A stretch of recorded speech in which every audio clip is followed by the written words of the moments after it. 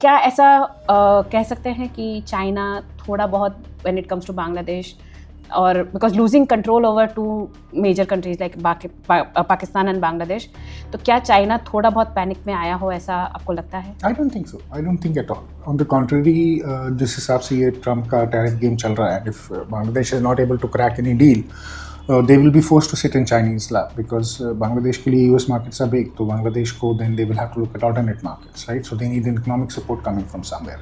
The only country who would be trying to replace that would be China. So at the moment, things are not very good between US and Bangladesh. I think Trump is pushing very, very hard in Bangladesh to get the Chinese influence out and to establish a very firm Bangladesh, US influence in the region. And he's not happy the way, US basically swing towards the Chinese. So he's sending a very strong message to them. एक strong message भेज रहे हैं. But Chinese will be watching this very, very closely. अब Chinese equipment obviously it has not been very good. अभी China ने Iran को भी supply किया HQ9s. They supplied to Pakistan. It turned out to be an inferior thing, right? But that doesn't tell you the entire story of China.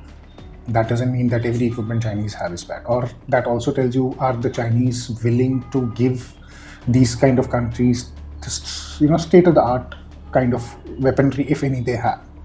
Are they willing to sell it to these countries? I don't think so, because if you look at these systems, Pakistan doesn't have the money to pay upfront for these systems.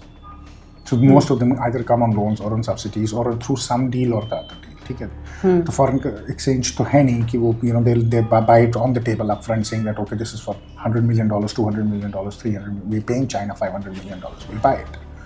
It comes more as an aid package of weapons and all that. ठीक है, so obviously you don't get the state of the art anything. You just get something which might work for you, might not work for you. So that's what we saw in Pakistan as well. As I said, Bangladesh is turning a lot into Bangladesh. Economically they're going very, very bad.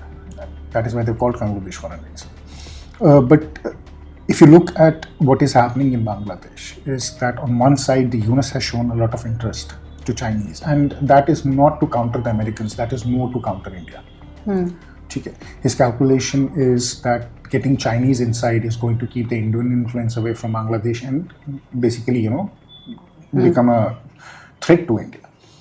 It's not to counter America.